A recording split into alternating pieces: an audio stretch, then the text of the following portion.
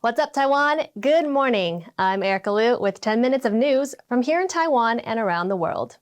Taiwan is experiencing its first cold front of the year, with sleet in the Matsu Islands for the first time in 18 years.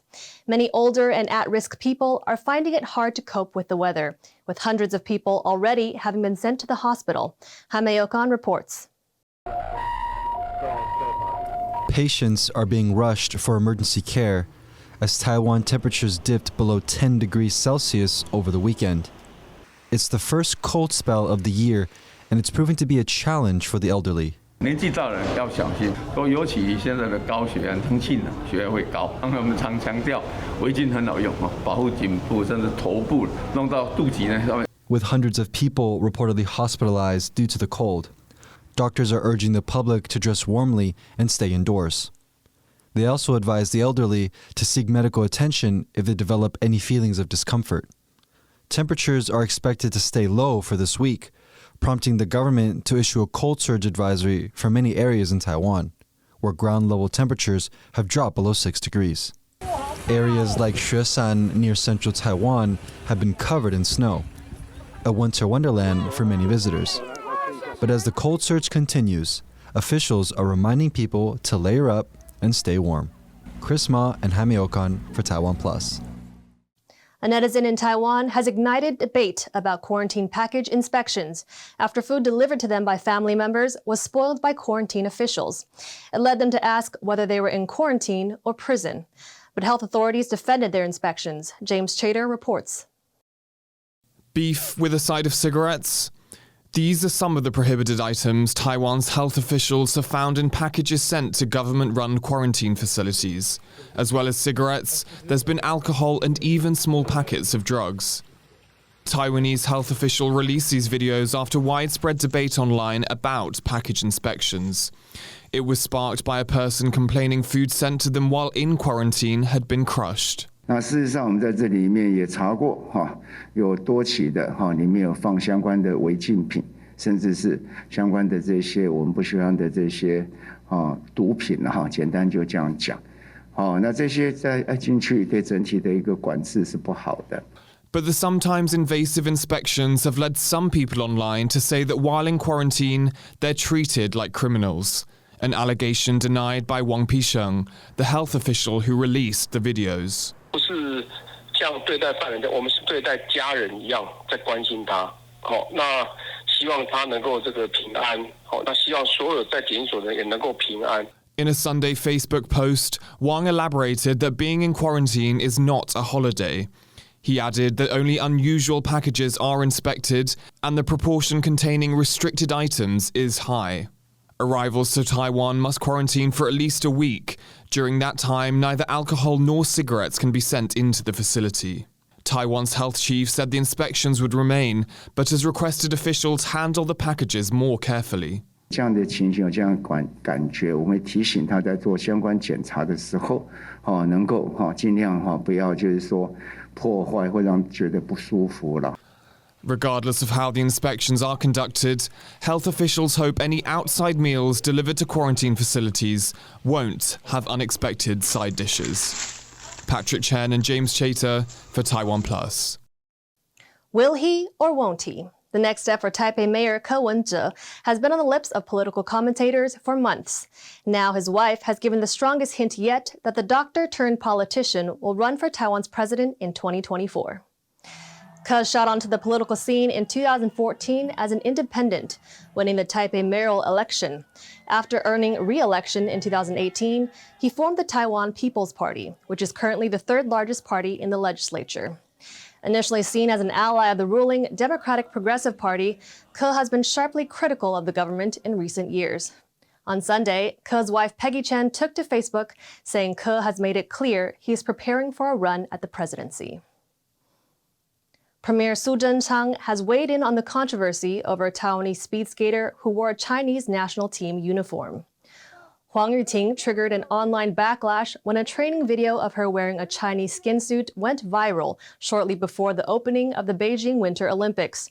Huang went on to represent Taiwan at the Games. Taiwan's athletes have regularly met with outrage in China for displaying emblems related to Taiwan. Huang's case is a rare example of the situation in reverse. On Monday, Premier Su said her action was extremely inappropriate and has called for a further investigation. A Taiwanese publisher has pulled a book about the history of spicy food in China and apologized to its Chinese author because its editors incorrectly changed how a word referred to China. The errors made for some puzzling content, as Louise Watt explains. The chili pepper holds an important place in Chinese cuisine, to the extent that its history is explored in a new book by a Chinese researcher at Guangdong Sun Yat-sen University, Cao Yu. But when the Taiwanese edition of the History of Spicy Food in China hit shelves in Taiwan, it caused an unexpected stir. Editors had changed all references to the continent to read China. The Mandarin word Da Lu means continent, but it's also used to refer to mainland China. Some Taiwanese are against calling China the mainland, as it suggests that Taiwan is a part of China. The changes meant the Taiwanese version of the book had Christopher Columbus discovering the new China instead of just a new continent.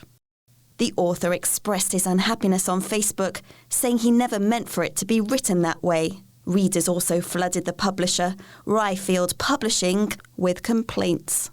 A lawmaker from the opposition Kuomintang has blamed the government.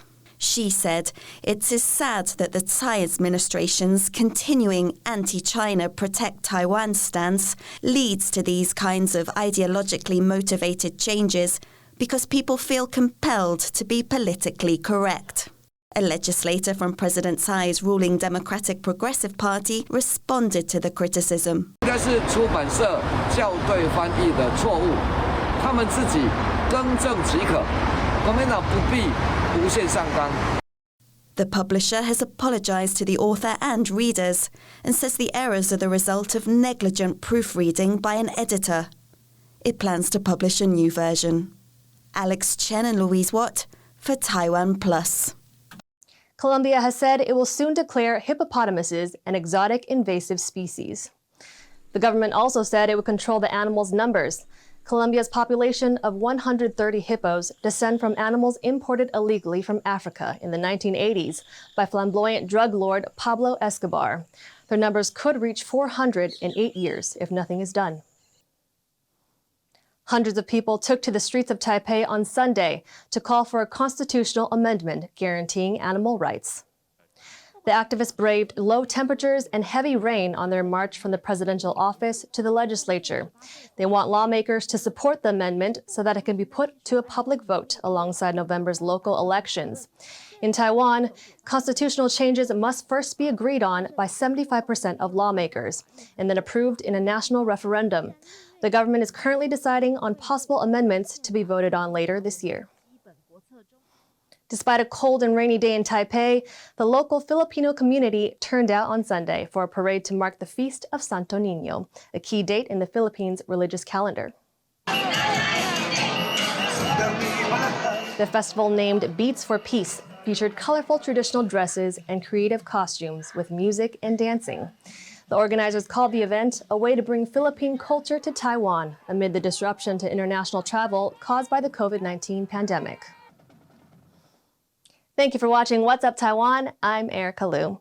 Finally today, we leave you with some aerial footage of the Kaohsiung Lantern Festival.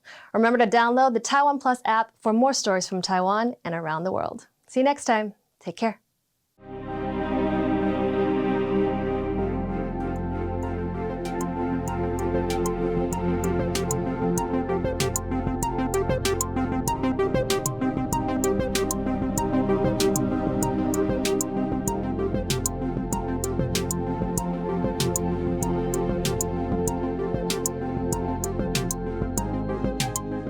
Welcome to the Gym Mando。你知道怎么去台北车站吗？有这么多。台北哪里好玩 ？What's fun to visit in Taipei？ 我怎么知道？我都没有去逛。你家有几个人？我家有33个人。好像天气不冷也不热。Do I win a trophy for learning how to use these phrases? Yes, you do. That would be me. Ew.